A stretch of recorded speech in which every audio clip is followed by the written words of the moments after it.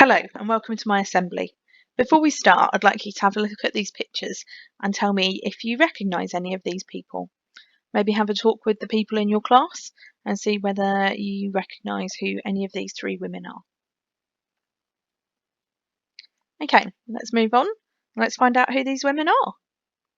So, the first one here is Eniola Aluko, and she plays for England. The second one is Marta, and she plays for Brazil. And the first is Abby Wambach, and she plays for the USA. And these are all women footballers who have represented their country. My assembly today is going to be all about women's football, including the Women's World Cup and the Women's FA Cup.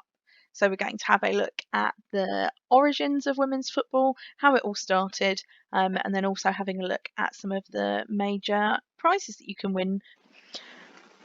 So, what is the Women's World Cup? The Women's World Cup is the most important international tournament in women's football. Teams from all over the world compete against each other to lift the trophy. The Women's World Cup is played every 4 years, just like the men's. The first official tournament took place in 1991 and was hosted by China. The US beat Norway 2-1 in the final. The first men's tournament was held in 1930. So, how did it begin? I'm going to talk to you a little about how the Women's World Cup began, and then we're going to watch a little clip about it as well. There were several events that led to the first Women's World Cup. So, in 1970, Denmark won the Coppa del Mondo, Italian for World Cup, an unofficial Women's World Cup in Italy. In 1971, Mexico hosted another unofficial tournament called Campeonato de Fútbol Femenil, which is Spanish for Women's Football Championship. Between 1984 and 1988, over these 4 years, the Mundialito, which is Spanish for Little World Cup, was held in Italy. In 1988, 12 countries were invited to a tournament in China where the Norwegian team were victorious. This was a test to see if a Women's World Cup would be popular. In 1991, the first official Women's World Cup was held in China. Now let's have a look at a little video explaining some more.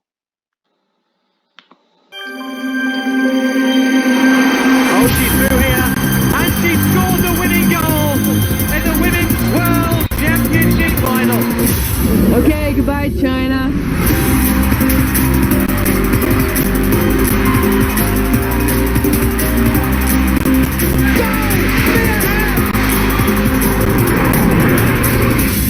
The USA could win the World Cup on this next kick.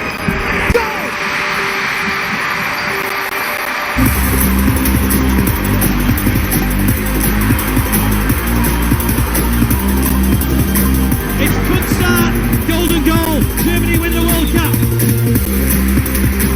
Oh, wonderful from Marta, now finishes, yes he does! And Germany are going to win the World Cup now.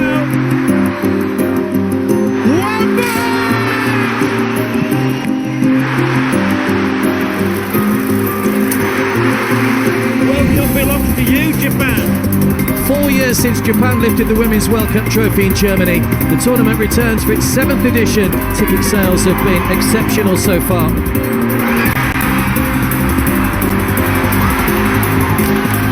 Long-range effort from Lloyd. Oh my goodness! It's the United States of America Day.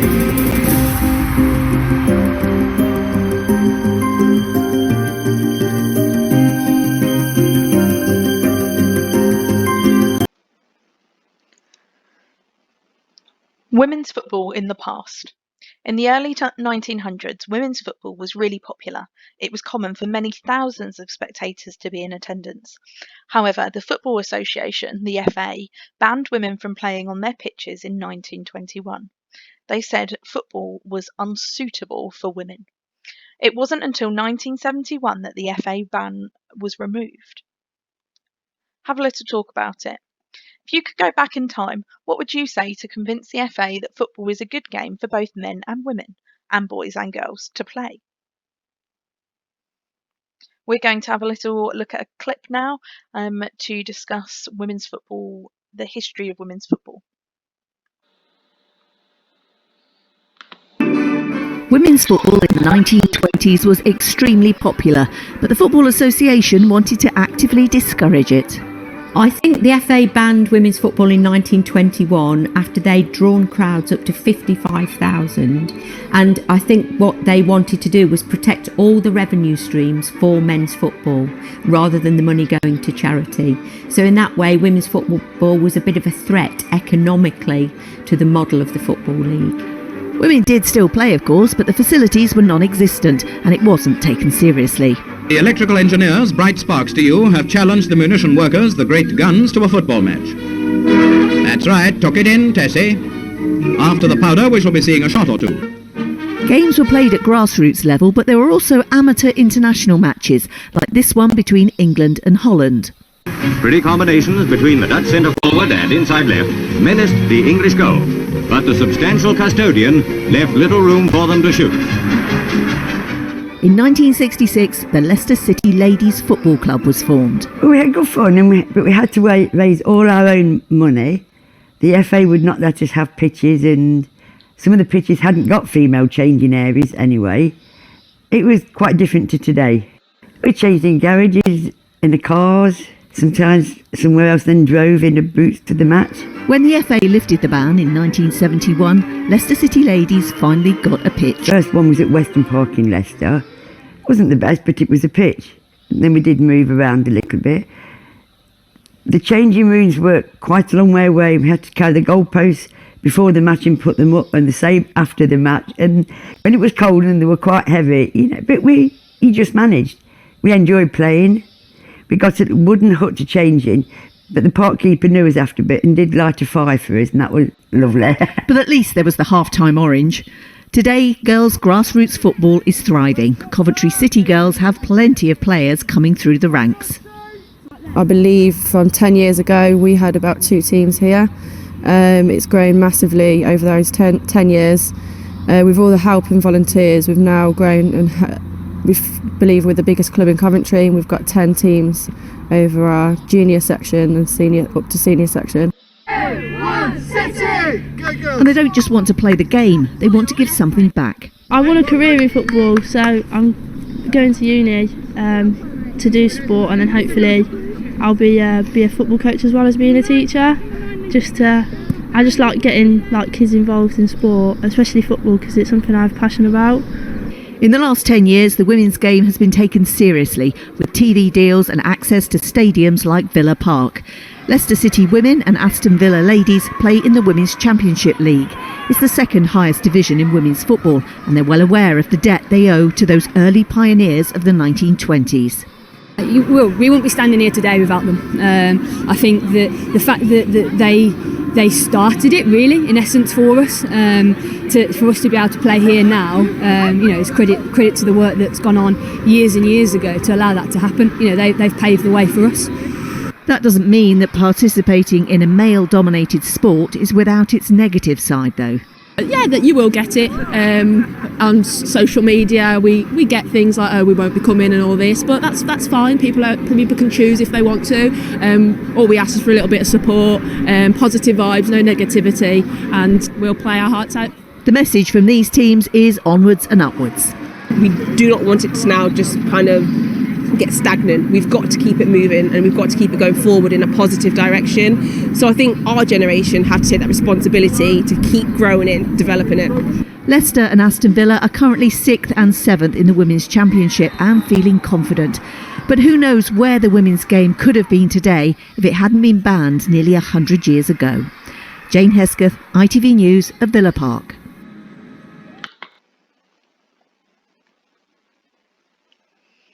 When and where is the Women's World Cup? The Women's World Cup is being hosted by Australia and New Zealand in 2023. What happens during the Women's World Cup? 24.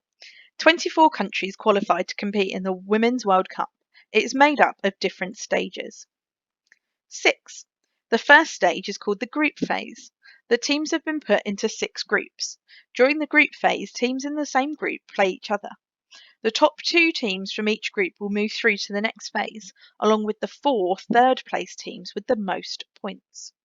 After the group phase, there is the knockout phase. This is made up of the round of 16, the quarter and semi-finals, and then the finals. So, how it works. Group stage. Each team plays the other teams in their group. The top 2 teams from each group go on to the next stage, as well as the 4 third-place teams with the most points. Knockout round. 8 matches are played between the 16 remaining teams, with the 8 winners progressing to the quarter-finals. Quarter-finals. 4 matches are played between the 8 remaining teams, with the 4 winners progressing to the semi-finals. Semi-finals. 2 matches are played between the 4 remaining teams, with the 2 winners progressing to the final. The playoffs. The 2 losing teams from the semi-finals play each other for 3rd place. And the final. The 2 winners from the semi-final teams play each other for the trophy.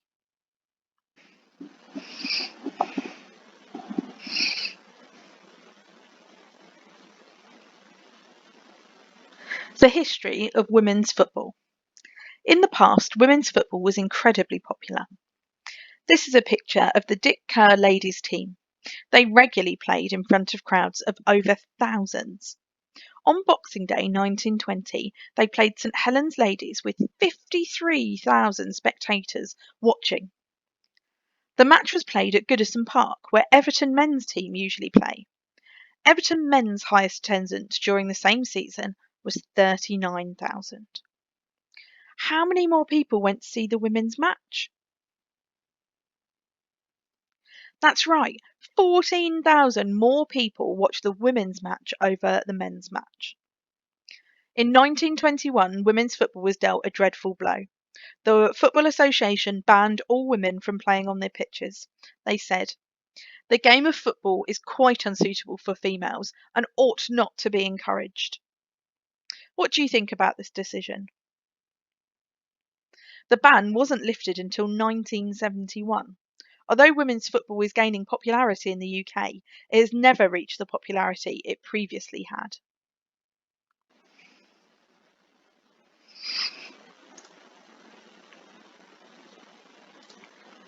The origins of the Women's World Cup. In 1970, it was an unofficial tournament in Italy.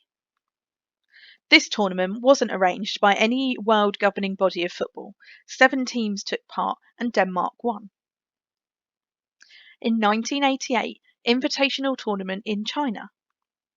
This tournament was a test to see if a Women's World Cup would be a popular event.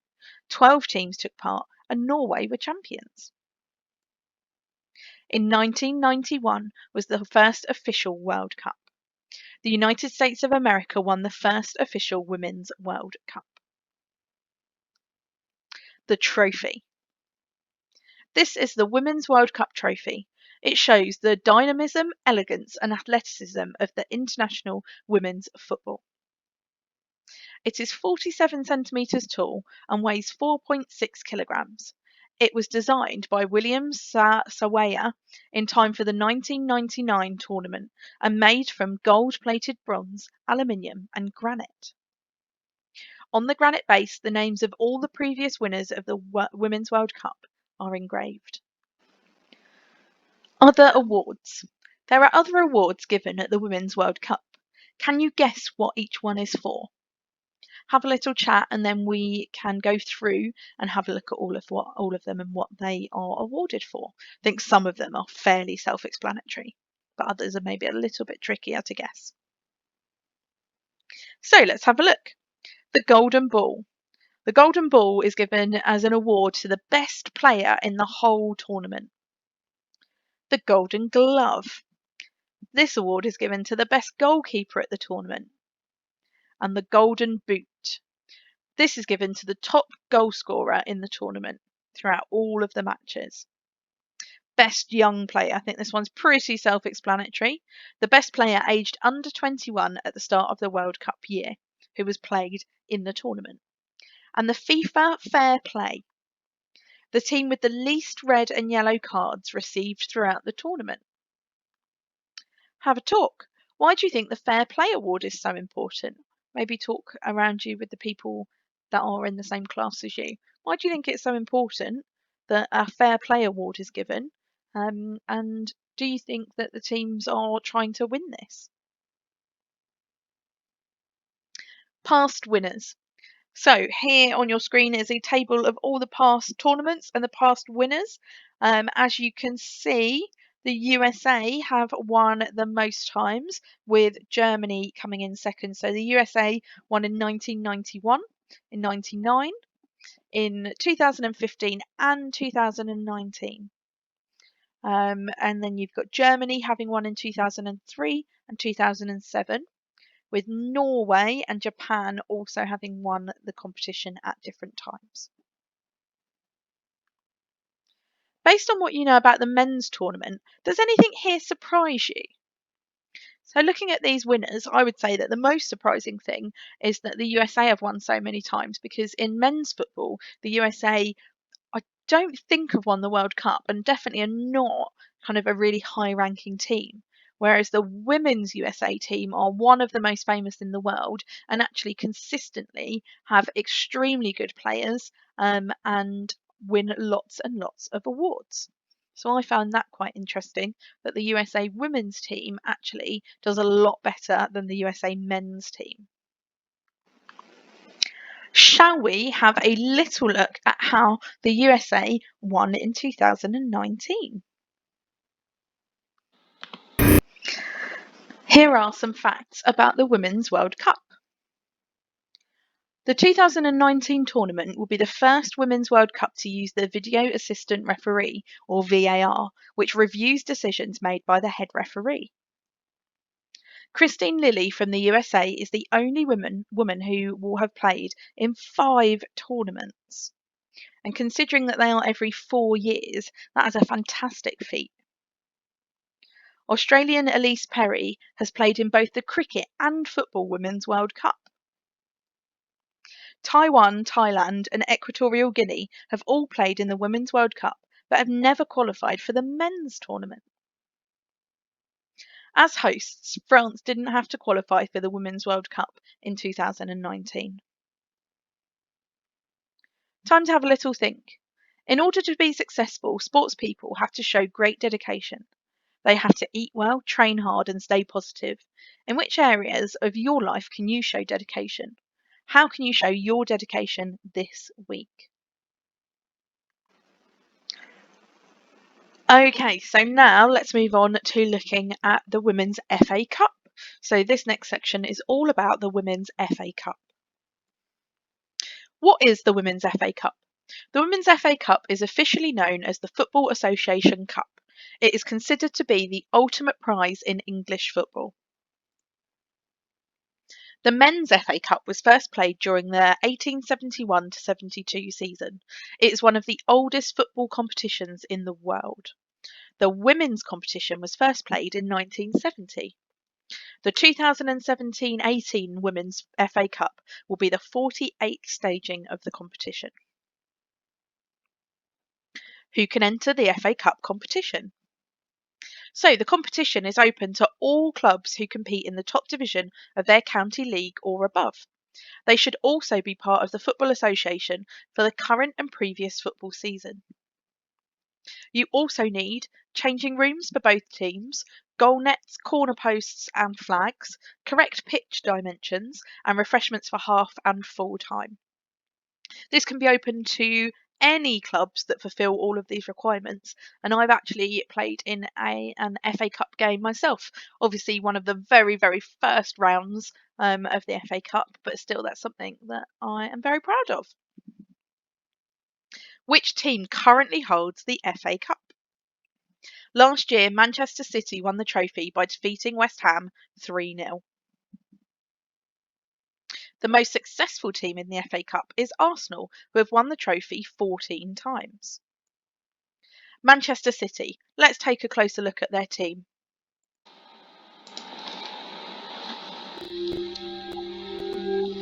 Big players thrive in big games. Everyone in here has played big games before, and everyone in here will play big games moving forward.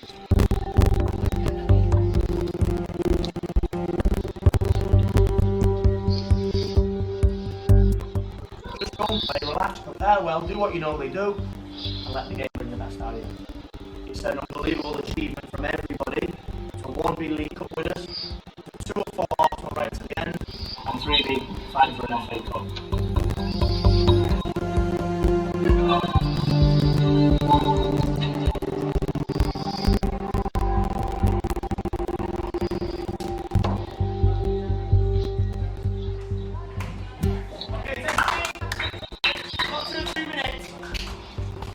Okay, listen, take a seat. I'm going to do my talking here because of the national anthem and handshakes. Have a look left and right, your teammates. Have a look at the bench. We're all together. The best players rise to the occasion in the big games because they just play the game. You've earned this opportunity to play it. I've got so much belief in this team and everybody that can come off the bench. Okay? Let's go. Come on.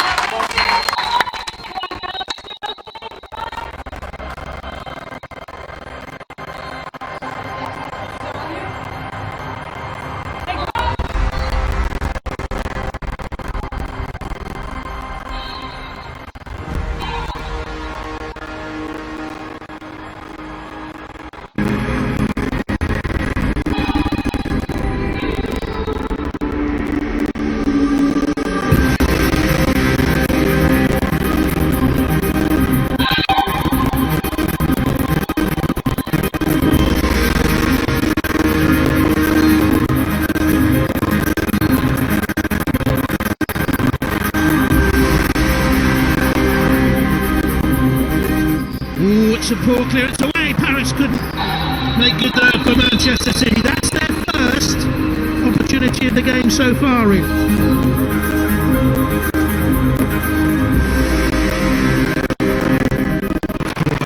City doubled up by Simon, and she'll look to get the return from Ross. To the ball wide, Green comes across. Ross attacks it. Brilliant. Outstanding.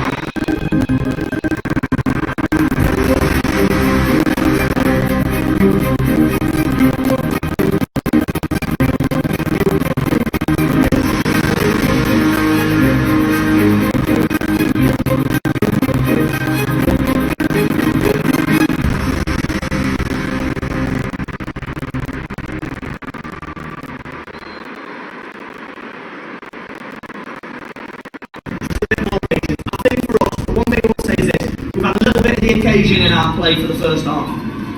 Now you're all used to it, now you're all settled, you can get rid of the occasion, you can get rid of the emotion, get rid of the real desire to win, just play the football game now. Yep. We've got more experience in this moment than that. Emotion will not win you this game. Be logical, be controlled. Yeah?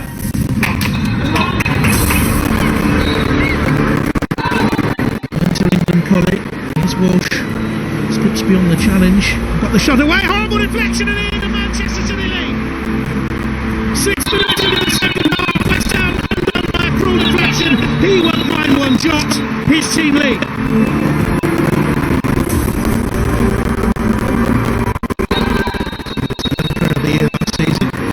Stanway. This season he's done Crowley. Makes it 2.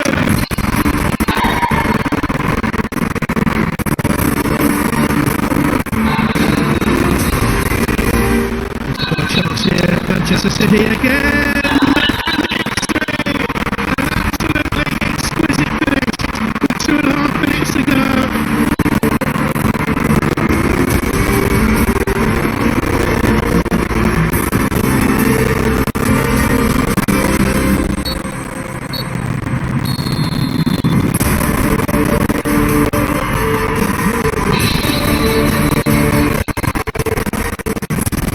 We knew what was in our control 4 weeks ago, and that was to be undefeated and to win the Cup double.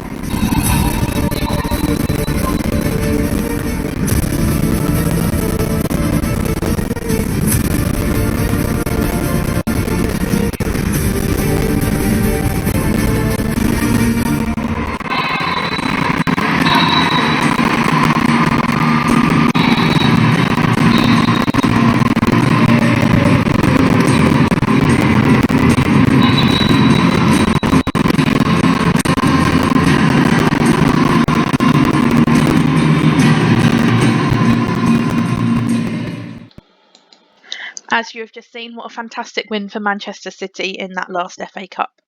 Now, one of the players on the Manchester City team was a lady called Jill Scott. Now, Jill Scott was part of that FA Cup winning team. I was lucky enough to meet her at a Brighton versus Man City game that was held in Lancing in 2018. She is a midfielder and has also represented England. Now, as you can see, I was very happy to meet her alongside some of my football team, and she was very nice and very pleasant and very happy that they had won that game against Brighton. How is the tournament played? In the 2017-18 season, a total of 276 teams were accepted to play in the FA Cup competition. Clubs competing in each round are drawn from a hat in twos. The winners of those matches go through to the next round. This continues until the final match. There were 3 qualifying rounds to narrow the competition down. After that, you have the first round, the second round, the third round, the fourth round, and the 5th round, surprisingly. Where is the FA Cup final held? The final of the Women's FA Cup will take place at the famous Wembley Stadium. The new Wembley Stadium opened its doors in 2007. For English football fans, the most famous event to occur at Wembley was when England won the FIFA World Cup in 1966.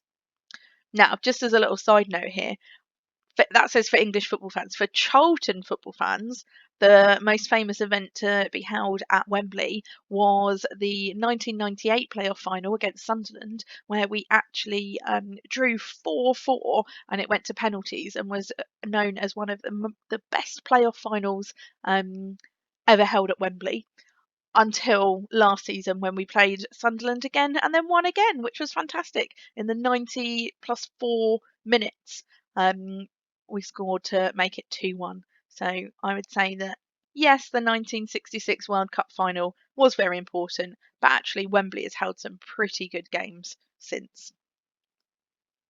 The winning team will have to climb 107 steps to receive the FA Cup trophy from the Royal Box. 90,000 spectators could fit inside the stadium to watch the Women's FA Cup final match. What do the winners receive? The main prize of the competition will be to lift the FA Cup trophy. In addition, almost £240,000 will be awarded to teams throughout the competition. Although this prize fund has almost tripled since the 2015-16 competition, it's still less than the prize money for the winners of the Men's FA Cup, who will receive £1.8 million. FA Cup final facts. Women's football used to pull huge crowds, sometimes more than 50,000, which was bigger than the men's game. However, the women's game was effectively banned by the FA in the 1920s because they believed that it was quite unsuitable for females. We've learnt a lot about that at the beginning of this assembly.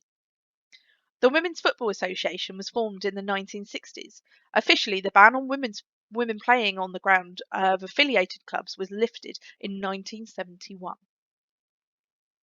Football is currently one of the fastest growing sports in the UK. The 2017-18 Women's FA Cup final welcomed 35,271 spectators. Arsenal have won the competition more than any other team with 14 FA Cup final wins. Thank you all so much for listening to my football assembly, and specifically women's football. As most of you know, I'm really passionate about the subject, and I'm hoping that watching this has maybe inspired some of you, boys and girls, to get involved in the sport once we can get back to playing football safely.